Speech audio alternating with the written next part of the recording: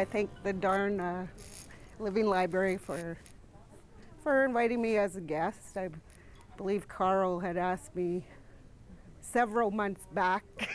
About 6 times. 6 times. And I'm always busy.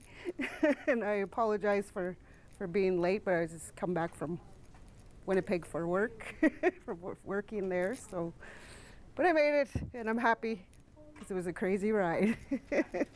One thing I could actually say is something that my foster dad used to say is I would be late for my own funeral. I said, true that. But that's just the Lisa thing. So I'm gonna just go to my name. I put a little bit of things in here just so that it could jog my memory of my notes that I wrote, and to introduce myself. I didn't put my last name because I am female. It could have changed 12 times, but I like to let you know it has never changed, and it probably never will. And that will be part of my story as well. For my name, my birth name is Lisa Ann Kooshet, actually. And I also have a spirit name, which is Kaukeobik. I say it more French than I do in my own language, but that was how I was raised, so that comes with the story. The meaning of my spirit name is actually Forever Thunderbird. And I was 19 when I was given this name. And I was kind of more raised with the Catholic upbringing. And then going back to my roots, I was 19 and I had a limp. I had a big growth on my leg, and you're 19 and you're walking funny, where I walk like this. Sometimes I still think I do. My father, my biological father, knew what was bothering me, so he asked if I would go and be healed, to get some medical healing. So I agreed. He told me to go with an open mind when I arrived. And he said, we'll get you your spirit name. I didn't know what any of this meant, but I was like, hey, let's go if I'm going to be healed. We actually did the ceremony. I was given my spirit name. The healer asked me to take a walk. If you ever been to Wabigoon Lake, from the powwow grounds to the dock. It's kind of like my favorite place now. It's where I go eat lunch. But I walked there and back. By the time I got back, and I noticed when I was walking, my limp was gone. For me, I can't really explain it. I just know that I do now believe. I did go to medical, got it removed. They didn't find nothing. They just didn't know how I got healed. So that was probably one thing that I could say that added to my name. So I just wanted to share that little story with you. I was born March 7th, 1967. My birthday's coming. I'll be turning 50, so I'm going to give you 50 years of my life tonight. I'll share that with you. And hopefully I have a lot of life ahead of me. We'll get back in another 50 years. So with that, oops, I knew I was going to go there. I have this little image. And this little one here is me. And I figured with storytelling I would put a few images up because that's what stories are all about, and put some visual perspective with you. So I was a chubby baby, and I remember being young. I remember this day, actually. It's probably as far back as I can remember this picture being taken. And yeah, a lot of people used to grab my cheeks. I think they still do that today. But that's me. This is my mother, Gladys Garneau, my brother Felix Kooshet, and my sister Lana Kooshet. We all never had a name change. so you're aware. And there's another one as I'm growing, getting bigger. So I cherish these photos because I don't have a lot. I don't have a lot of photos of me growing up, as probably most people do in their photo albums. So I cherish these photos, even though I'm hoping my daughter can restore them. But that would be my brother, my sister, myself, and two of my cousins on my mom's side. So that would be Telford Gardner and Elroy Gardner on that side. This one I'm getting a little bigger. This was actually in Thunder Bay, and I think I lived out of Dryden maybe a year in Thunder Bay, and back then we lived near a church in Thunder Bay. I can't remember even what it's called to this day, but I was baptized that day. We all were as a family. So the reason I'm sharing this photo is it kind of goes with my story going forward. So I was cute, eh? You still have the same names. I know. I still have it. If you put little pigtails, it look the same. Yeah. There's me and my sister, and there, got the same jackets. So the reason I added this photo, because I was at work, I had my daughter send me these images so I could set this up, and she sends this, and I'm go, who are these kids? But that's actually me. The first time I seen this photo was today, so it's a very precious photo to me now. So I wanted to share that with you. There we go. I won't go to that one yet, but that was me. That's probably all the 4 photos you'll have of seeing me as a youngster that I have. Probably up until that age, life was good. Life was real good, I think, in my world that I recall. I think from here on it starts to change into a different story of where I am today. But probably from there back, I don't have a whole lot of stories to share with you. The memory is there, but it's getting really foggy of those times. So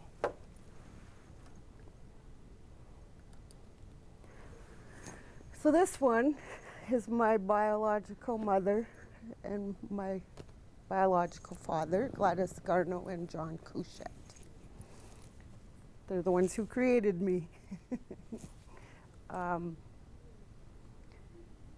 Probably this is where this picture, when I look at this picture, it's a hard picture for me, but it's a good picture. Everything in my world, I always try to take the positives of everything that happens to me in my world. So with this image is probably when things changed for me. My parents, thank God, were never in residential school. My kokum would hide my mom in the bush, so they never ever got taken away.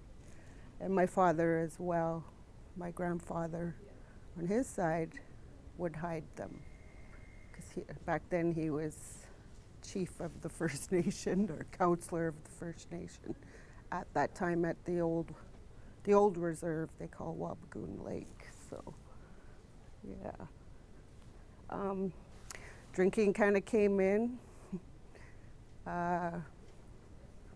You know, when I think back to to the struggles that I faced growing up after that age, and just remember being alone a lot. I think back now as an adult, I understand and I get it, and I accept it. I understand because then I look at them at that photo. I'm probably going to die at the photo, and I think, I was that age. I probably did the same thing, you know. So, Are they all drinking or just your mother's got it all? well, my mother does, but yeah, they probably all were by the looks of the photo. I don't know the two, the two others in the photo, but yeah. But I don't know where I came across this photo, and when I seen it, it was kind of like, okay, you know, but I love the photo now. I really hold this photo dear to my heart, so yeah. So that's me. That's me around the same age. Still look the same. That's probably when I got my first pair of glasses. I think I was in Wabigoon Public School at that time. And that's probably the age where the drinking started. That's why I put this image of myself up there. And there were times we were alone a lot, and I owe a lot to my brother and sister. My brother was my protector, and my sister was kind of like my second mother as I was growing, so I owe lots to them. There were times we were alone a lot, and when you look at me at this age, you think that I should still be believing in Santa Claus, Easter Bunny, like most kids you want to believe at this age. I didn't have that. Unfortunately, I didn't have that. I didn't have no parents. We didn't have really Christmas, Easter. Didn't have a whole lot of the fun things that family life should provide. So I'd like to share one story with you. And I think I recently just shared this with Shirley. I don't really share a whole lot about me personally. This is probably the first that I've ever spoke about my life and about, you know, oneself. I find it a little hard, but I'm gonna do my best for you guys. And one story I recently shared actually to Shirley and my mother today and my daughter. When my daughter had moved back home, the Christmas prior, I didn't get to spend with her. There's been one Christmas I haven't got to spend with my daughter. And I shared a story with them that Christmas that was, they were kind of surprised. And I said, this is my favorite Christmas, when I shared the story. And I remember our neighbors, they're all getting ready for the festive season and getting ready, and we're left alone. No mom, no dad. So we went and cut our own little Charlie Brown tree. Set our little Charlie Brown tree. We made rings, like the ring rolls you do out of paper. And we put whatever we could find to decorate the tree, which was really nice. Actually, it turned out nice. I remember we, earlier that day, we probably hadn't eaten in probably a few days. We went and set some snares. Could I set a snare today? No. But we went and three of us walked, set our snare traps. I remember that day, set the tree, and then we sat around saying Christmas carols. And I think this is when my brother and sister explained things to me about Santa Claus. And they said, well, maybe tomorrow, just maybe tomorrow things will be different, you know, as they put me to bed. And I remember waking up the next morning and everything was the same. There was nothing. And I remember us, you know, getting dressed to go check our snares. Well, let's go check our snares. You know, our stomachs are rumbling. We have nothing to eat. And we walked to our snares, which was quite a walk. It was a really jaunt. And you think of me at that little age, whoops, around that little age, maybe a little older then, walking down so far in the bush. But I remember us walking, and I remember us with our heads down. We didn't sing no Christmas carols. It was like it was a chore to go and check. But when we got there, we all had 2 rabbits in our snares each.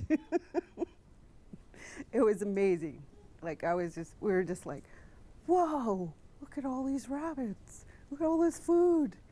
And I remember us walking back to our home, and we got our rabbits slung over our shoulders, and we're just singing so loud that singing Jingle Bells, singing every Christmas carol we could remember. And we get home, and my sister skins the rabbits, and my brother, you know, and they're not much older than I am. We're all 3 years apart. She may be, you know, what, 13, if not 12. And I remember her making rabbit stew and dumplings with my brother's help. And she made muffins because we had some basic flour. And she put green food coloring in these muffins. If I could have those muffins again today, just one more time, I would be just probably in heaven. They were so good. She can't make them. She doesn't even know how she made them. But I'd give anything to taste those muffins and that stew again. And I think to me that was probably my favorite Christmas. There was nothing materialistic about this Christmas as there is today. And I always look back to that Christmas. And since I told my daughter this story, she doesn't expect anything for Christmas. Too overrated. Yeah. But I wanted to share that little story with you. I don't know why that keeps doing that. But. And yeah, my grandmother did come, my kokum, my little kokum, as she did every year. We got a pair of socks, you know. Maybe in those socks was an orange stuffed in there. The little things. But that made Christmas. The hard candy. Yeah. So we did get some Christmas that year, which was good as well. Probably with that time too, I'm not sure with the next photo. There's my mom, my sister and I. So this was probably taken after we were taken away, so I'll keep this photo up for you. Probably shortly after that Christmas. My brother always said if we attend school, it made it to school every day, no one would know what was going on in our world. So every day we got up and went to school, got on the bus, went to school, and no one knew that we were living alone and trying to survive. So, yeah. And then we were taken finally away. Probably, I have some special women in my life. They're all gone now, but that I look upon, not on the negatives of the situation, but how they added to my life. And one of them would be Barb Clark. If you all know, she recently passed. She was my family's service worker, children's aid service worker, Barbara Clark. She was the one who came the day they finally realized and caught on that We had no one around and took us in for foster care. My brother, unfortunately, didn't have to go, just my sister and I. He was old enough to make the decision, so he was never a Crown ward of the system as my sister and I were. So this would have been after. So is that your mom? That's my mom, well, my sister, my mom, and this is my aunt, my mom's sister, and myself. You still have the same smile? Thanks, Cheryl. She doesn't have bangs, do you? Yeah, I know, I don't have bangs in this one. I don't know what happened. Yeah. So that's probably the day they came. I remember it clearly because I remember Barb actually. She actually asked us, "Did you want to go and live with other people?" And when I think back now of that day and her asking, I was surprised to reflect, because usually they don't ask, they just come and take, right? So I actually hold her dear in my heart because she has been so good from that day she walked, and I look at it as she saved me. She saved my world. I don't look at it as a negative thing that I was taken away from my parents or taken away from what I knew was my home, you know, where I lived.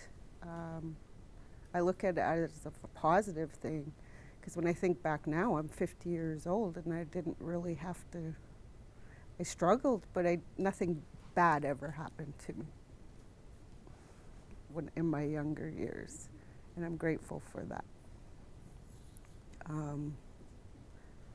It's a little hard because I just actually attended Barb's funeral not long ago, and I was the only foster child who attended her funeral, which surprised me. And I remember going in, which wasn't even a year ago, and sitting in and being the only, okay, I'm the only foster child here. Like, how could people be so disrespectful? I know she had other children that she took care of in her career. And I remember sitting there, and I know her family were grateful to see me. They know who I am.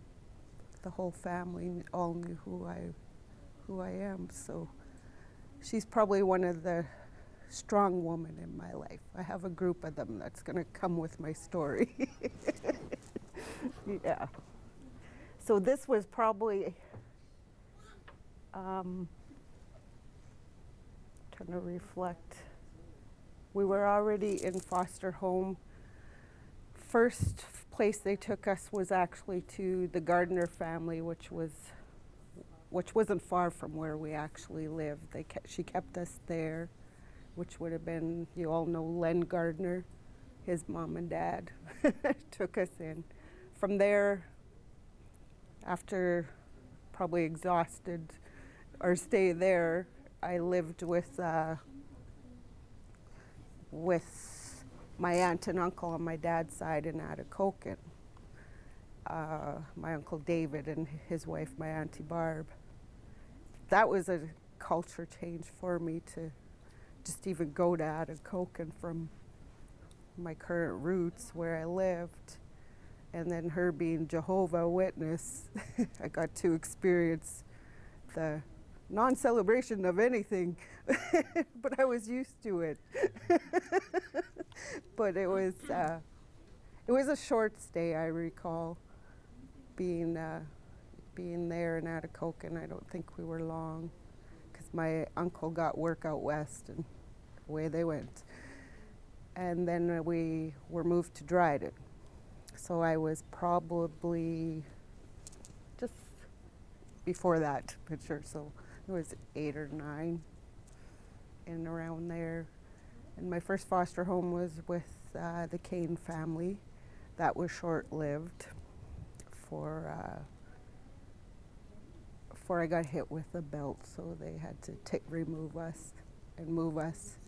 I was hit with a belt, yeah, by one I'm supposed to look at as a parent. And then we were removed from there to who I call my mom today, which is Ron and Odette Belanger. So I didn't really have too many foster placements in my time, but because I got blessed with a wonderful people. And who's my mom today?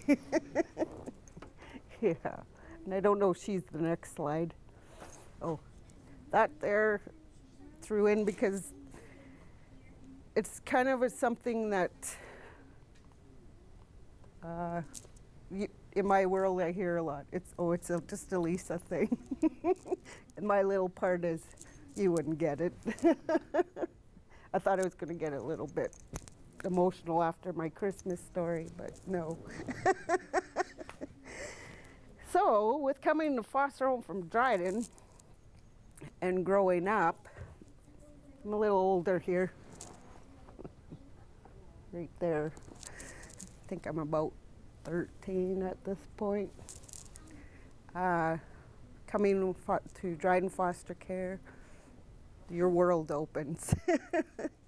This was one thing that I did for myself. Took karate. So I was almost my black belt, going for my black belt at that age. And the reason I'm showing this is because it kind of related to when you're growing up and people ask, what do you want to be when you're older? I wanted to be a police officer, believe it or not. Yeah, so I thought karate would help, and doing my probably 10K run around the mill and around town at that age. Pardon me? No, there's two. There's Heidi Romstead, she was, and then myself there. Yeah, and some of the other people you probably seen. I'm not sure if you've known, but there was my trainer, Richard Hodgkinson, and Brent Ledoux back in the day. So yeah. So I added that one in just because that was a career choice I wanted to take. Unfortunately, I have to let you know that did not happen. Yeah. That did not happen because I was around 20, so just prior to this photo, and going through the high school years. The high school years were good for me. I could say they honestly were rewarding for me. Growing up in Dryden and then starting at Hillcrest School, moving to Pinewood School, then going to high school. In those years, I did experience some discrimination during my teenage years in high school, as probably most do. But I'm not going to really share any stories of my discrimination, because I think it was just all part of the adolescence. The only thing I do want to share with the discrimination part was, it's interesting because the discrimination came from my own people, my own relatives, my own family, that really hurt me the most during school and seeing them, because I was known as the white Indian. I don't know what a white Indian be.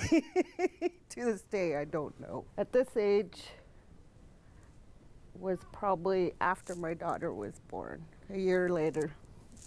So I had all the dreams and hopes and plans to go away, and I think at that point I wanted to be a dental hygienist by the time that I wanted to go off and apply for college courses, and that didn't happen I had met somebody, And then I got pregnant, which was fine because to this day, I wouldn't change it for the world. So I chose not to go to school, and I chose to become a mother.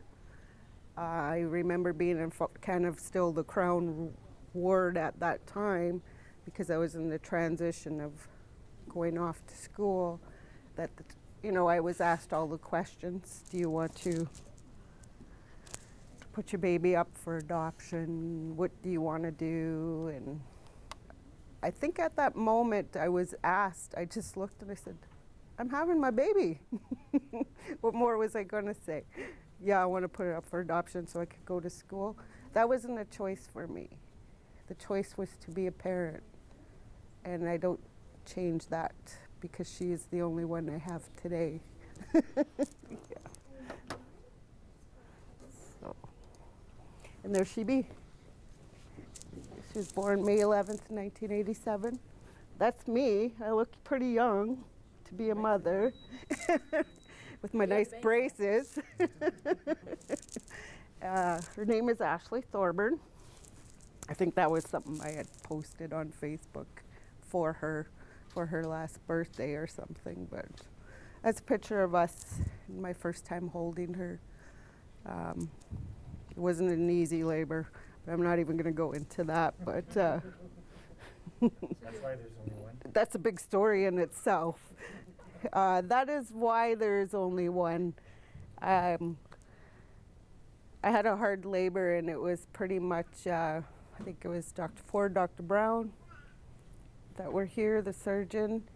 They, I think it was 8:35, they finally had me sign because there was no way I was having C-section, nothing. I'm having natural childbirth. My mother did it with me. She died. They brought us back to life. Her and I was only 5 pounds when I was born. I said I could do this too. No way C-section. And it was when my mother today came in to see me, and the look on her, all I had to do was see the look on her face that I signed, okay, let's do the C-section. It was 8:35, she was born at 8:48. That's how fast they got her out of me. And I paid the price for that today, But that's another story. That's a Lisa thing. Yeah. There's my mom, and there's my daughter, and there's me. So I put this image up because it's a strong photo. This is my world currently today. This is, I guess, why I work hard, live hard. It's for these two in my world.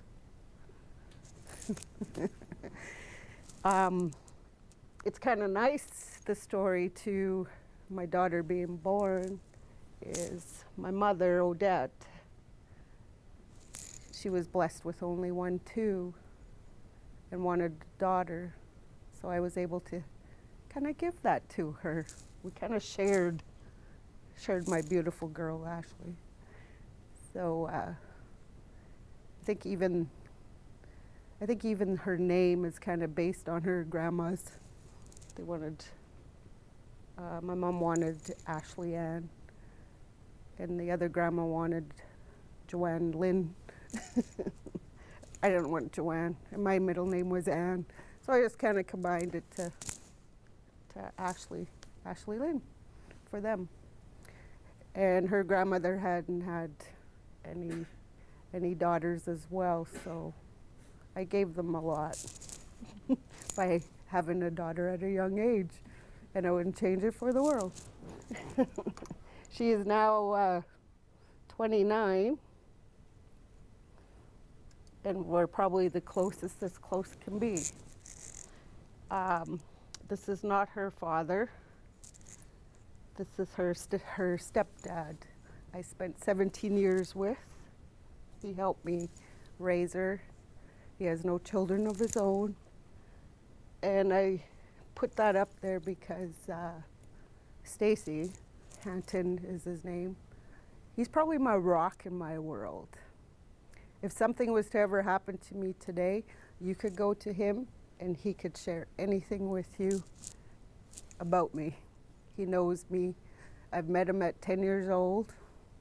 He knows my family background. He knows everything in my world. And I think he's my rock in life. And I think you all need to find that person in your life. With him, and as well as with my father, have provided me my passion in life to get through my hardships, which will be coming up as well. And that's fishing. I love to fish. Shirley's the farmer, I'm the fisherman. They get us mixed up. I've fished a lot of tournaments with him as well, so yeah, he's my rock, so that's why I thought I'd throw that picture of him in there. We're no longer together, but we're the best of friends. Yeah. Yeah, he actually drove me to Winnipeg, but he lives in Kenora now, so then I had to drive from Kenora because I hate driving. And we got to spend a little time and talk about the kid and do that. So good, healthy relationships. There's me catching my little fish. That's where I like to be. Oh, we gotta go back because this is where Shirley comes. So prior to, we'll keep my fishing one because that's solitude. So I'm going to step back a little bit with my world of going in foster care. We weren't long in the care system. Probably maybe a year and a half, if that. When my mother, she took her life. I was probably 10 years old, and this is where probably the biggest and hardest thing in life that I struggle with is probably suicide. And I think it kind of relates to the first experience of suicide was with my mother, of anyone to take their life. She actually she stood in a train in Denoric, Ontario, in front of a train. As well as if I go back to my aunt, she was probably shortly after. She did the same, stood in front of a train. They were sisters. Later, because I was young, but later growing, I heard and realized, because I was younger, that my kokum, I don't know if I had her picture up in there, all her children did the same. She outlived all her children. They all committed suicide in front of a train. So that's probably my life really changed probably when my real mother, we were already with the Belanger family when that happened. To understand, you know, it was many years I tried to, had the questions, why? Why did my mother do that? Why did my aunt do that? And I remember struggling with these questions, as probably most people do today, who have someone who's committed suicide. And probably today, because I've experienced so much, I had my mother's, my aunt, and then I had a good friend. She was a Secret Santa. Her name was Joanne Bonto, that I worked with. Also had my niece and nephew's father.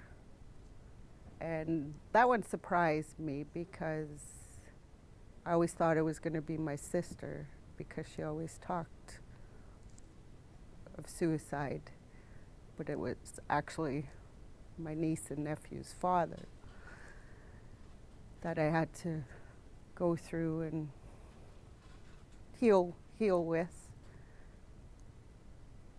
in that regard. So, you know, and help my niece and nephew understand. Even today I tried to help them understand, because we don't have these answers. I don't think we ever will get those answers. So how I deal, I guess, with it, when I'm sitting out there fishing and thinking all these things, is acceptance. You really have to find acceptance when you have struggles come that way in your world. You have to find that true acceptance that you'll never get those answers, and just accept what is, you know. And I sit there and I can think back now to my mother and think, you know, I accept what you done, Mother, you know. And I'll never understand it. I accept that. And I don't need to know, you know. My father, actually, no, he didn't commit suicide. I had just started working the sawmill here in Dryden. I was 2 days in, and I get a call that a vehicle had fallen on my father. He was working on it, and he was left there all night. That's how my father had passed. So my father was actually counselor of Wabigoon Lake at the time. And he just was working where he shouldn't have been working, or probably not with the safe tools. So he was crushed by the vehicle. And it was the bus driver who found him that next day. So that's how my father had passed. But the best things you got to bring out of those situations is, I had started in the mill, I think 2 days. I remember calling my father and saying, "Oh, I got a job in the mill. I don't know if I'm going to be able to wear work boots." I remember saying to him, and just being all pumped. And his last words to me were, "I'm so proud of you. I never have to worry about you." And that was the last thing he had said to me. And then he had passed. I didn't talk to him because I was doing my orientation training. So, so I take the good things try to keep the good things and hold on to those good things. And that's what I hold on when it comes to my father. Yeah. What else was I going to say? I'm trying to remember my notes. So with my working career, I did receive a lot of discrimination wherever I worked. And it was tough. It was tough to fight through. My first job was with cuppers. And I hold Rose. She's one of the strong women, Rose Bowmiller, close to me as well, because she taught me hard work. She taught me what hard work was all about and how to work hard. And my whole career, I guess, in my world, is I worked hard. I held 5 jobs at one time. Crazy. I was averaging 4 hours of sleep. I believe today I'm still work hard. But I think for me, I find acceptance there. That's Lisa. That's a Lisa thing. Lisa likes to work. She gets enjoyment out of work. So I work. Yeah. So that was my first job. And then I wanted to move to McDonald's with the cool kids when they opened up Dryden. So that's where I probably remained a good teen years. I started at 14 and a half. And then I think I stayed with Rose for about a year and a half till McDonald's opened. Then I went there. And I worked there until I was ready to deliver my daughter at 20 years old. I remember working around there it was hard. So I have another rock lady on my shoulder from there, was Mona Harrington. She was one that gave me strength in my life. So I hold these women dearly in my mind and in my thoughts. And she taught me pretty much, you know, being young and pregnant, and, you know, she gave me the thing that I could do anything I want.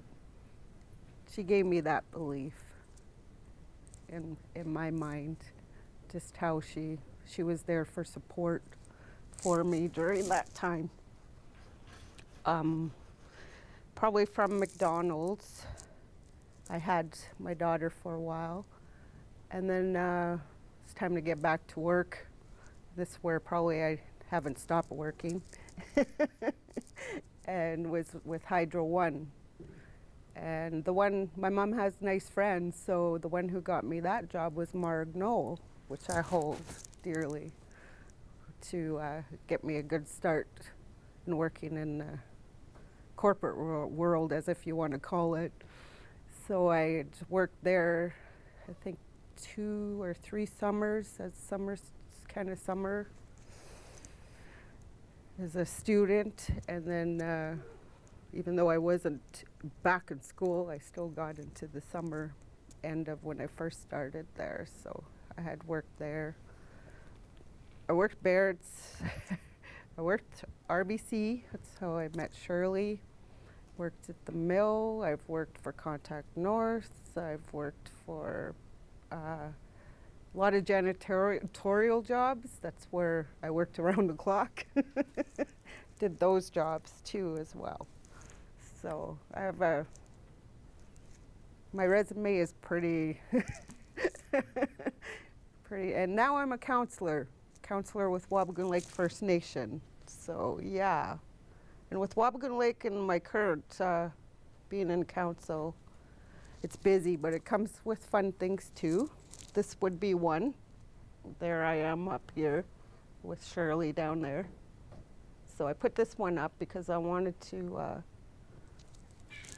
just share. I don't think I have another one. Share with Shirley that the little part with Shirley. I've worked with Shirley. I got Shirley to be in this movie. And I just want to validate that to everybody, that Shirley's story is true. that I pushed her, and I'm glad I had pushed her to pursue some acting. So yeah, I'm in the movie too, but very briefly, so we don't need to go there, but I just thought I'd put that up there. Some of you seen this day. At Wabigoon Lake we were presenting the Fire Song movie, so I was kind of one of the host MCs. So I can speak in public. If it's not about me, I'm realizing. But yeah. So I put that up there because this is the direction I'm going now.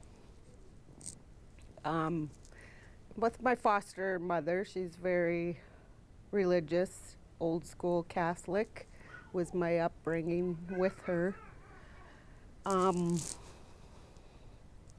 It's not so much that I lost my faith there, but I want to take a different direction with my own culture, actually, and my own beliefs, I guess. Something that I feel's been missing in my world, of that displacement. You know, I feel like there was something that's growing up in my time of my 50 years that I have this yearning of something that I need more. And I don't know if that's because of my drive in my world of keep going. I don't know how I keep going, but I think I gave up on the Catholic Church kind of a hard story for me. I worked there. I cleaned for the priests. I cleaned the rectory. It was one of my jobs. And out of my growing years, nothing bad has happened to me. But there working, I experienced sexual abuse, and from the one priest that was there. Thank God I was old enough, I was in my 20s, early 20s, and where he came at me while I was working, and I didn't know what to do at that time. I fought back, which probably went back to the karate aspect that I kind of glad I had that to kind of go back, and I kind of fled. I did have to go back and get my last pay, because I said I wasn't going to return. And I remember going to talk to Liz Lundstrom to get my pay, and she asked, why I was leaving, and I told her, like, if you get to know me as a person, I don't keep secrets. I tell anybody anything once they get to know me, and so I had mentioned it to her, what had took place, and I think Liz would probably let me share that the same happened to her, that we actually ended up reporting the priest, but he actually fled the country. And I think it was almost 20 years later, I had to live, he just fled. Report was in, warrant out for his arrest. I would check the thing if they caught him, wondering what had happened. And I actually faced my abuser probably now maybe 3 years ago, after 20 years had passed.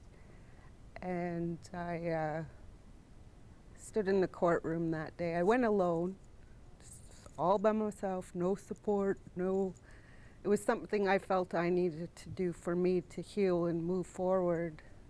So I did a statement in court facing him and what he had done to my world, how he tore up my world, I guess, just even though it wasn't as bad. But when you think of my life and growing, nothing bad had happened until that time. That something really bad could have happened hadn't I fought. And he didn't get charged. He just had to write me an apology letter and go back to India, which was kind of the sad part. But I think I got my healing from facing him. And now I know I can move forward in my life and put that to rest. And I think that's one thing I like to share with a lot of people is things that you carry, you need to find a way to put them to rest so you can move forward in your world. And it's a hard thing. It's a hard thing for probably anybody if they face something. But yeah, it was a hard thing in my life to kind of carry around for so long and not say nothing. When I'm the type of person, I'm going to tell everybody so there's no more problem with me. I could get it out and share and then heal. So yeah, that's one story I wanted to share. So this is the direction is probably why I want to go now. And it actually sprung to me from my brother. And when he recently passed, maybe 5 years now, I had to, I was going through a hard time. Went through a lot of loss, the loss of my job with RBC, the loss of my relationship with Stacy, my rock. But there was a pile of loss at that time that I had to go through that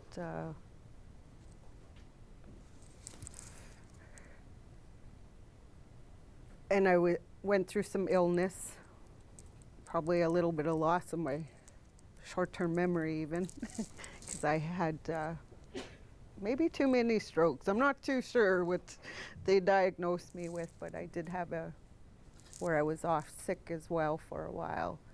And I was probably just bouncing back for me when my brother took ill. And then I spent my last days with him, his last days with him, running back and forth to Thunder Bay. But like I say, I tried to take the good things out of everything. And with my brother, he shared a lot in not so many words, but he also shared a lot in words. In his last few days, in our last few talks of life, I think that have made me the strong person I am today. And one was, he said, well, why don't you go work for, on the First Nation, work for your people if you're not so happy and you're losing your jobs in the real world, as he'd put it. So I was like, nah, what can I do out there? What can I possibly do over there? And I never really thought about it. And I happened to be out there putting his life to rest and packing his things. And then my sister was in council, and she says, oh, we have a job here for a chief and council assistant. You want to ready to go back to work? So I put it in, got that position, worked it about 1.5 years, and then I got nominated into council. I guess they see my good work, I don't know. Well, hopefully I will get there again. And comes with that, we get to do fun things, powwows. And so I'm trying to get back into my traditional part of my world now. And that's probably where I'm at today, is trying to be Lisa and do what Lisa wants for the next 50 years of her life. That's what I tell my daughter now. I did the 50 with you, I'm doing the rest for me now. But I guess my advice to you is just be original, be you. And I share this with Shirley probably every time we talk. Just be yourself. Don't try to be something you really aren't, I guess.